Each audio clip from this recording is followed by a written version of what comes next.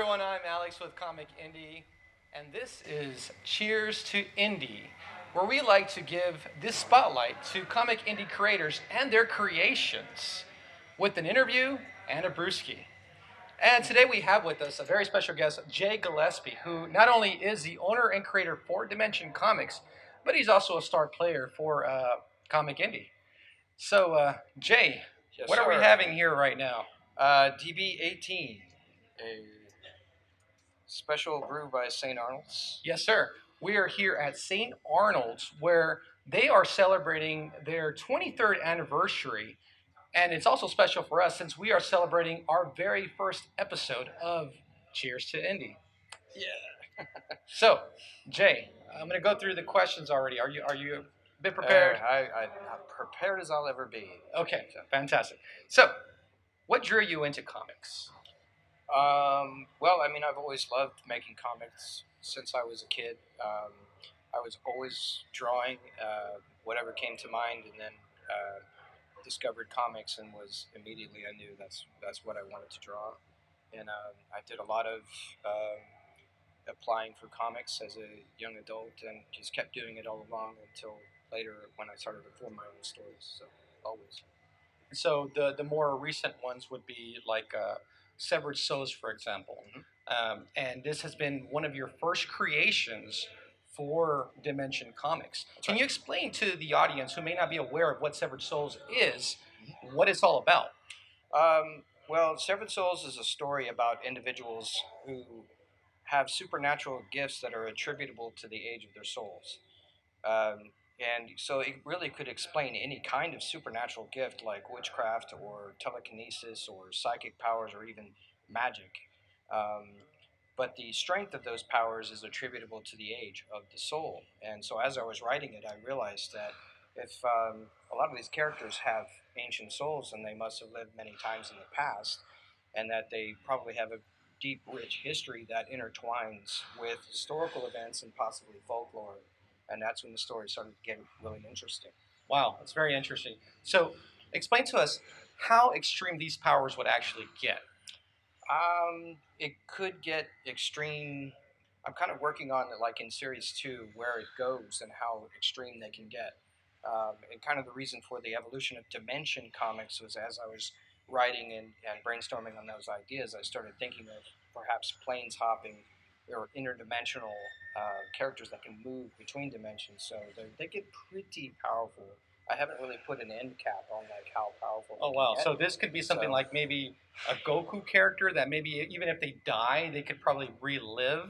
It's possible. I try to leave that more to a game of chance. If you were to die, there's no guarantee what will happen.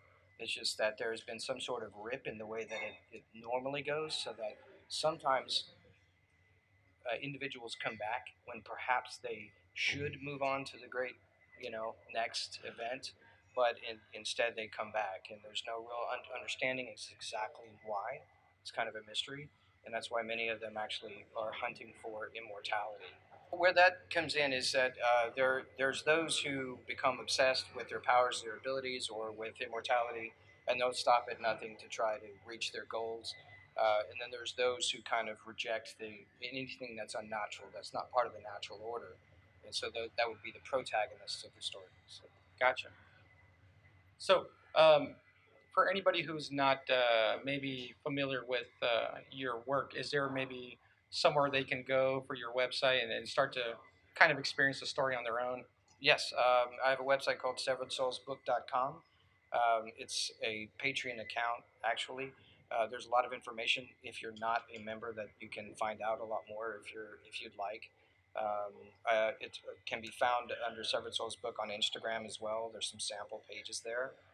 Um, but yeah, as a Patreon for like $1, you can actually unlock pages and start reading up on the story yourself. So. So, I mean, how hard has it been for you to actually find the time to do your comics? Well, yeah, not easy. You have to work in time whenever you can. So one benefit is that I do work from home. So there are times when I can weasel in a few hours here or there, but I do have to definitely work to keep the bills paid. And then in the evening, there's a lot of family time. And once we get the kids all settled, then I'm burning the midnight oil, trying to get in as much time as I can. So I usually set a goal of 2 pages a week.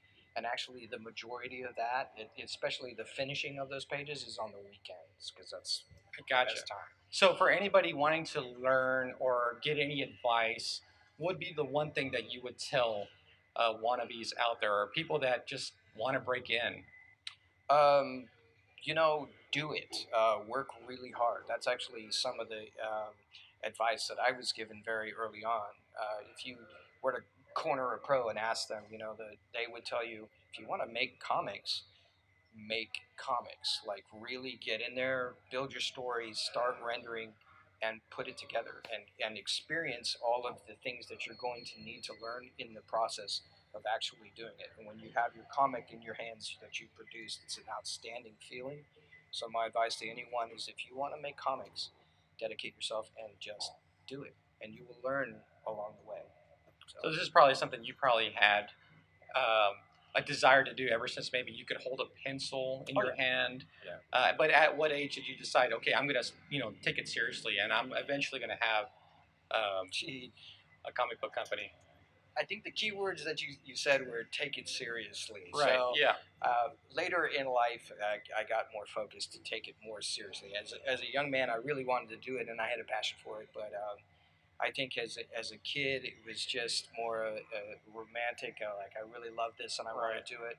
Um, and I did make a lot of submissions to comic book companies in my early adult life, probably between like 18 and 22, something like that. But job requirements and whatever came up, and I just got involved with that.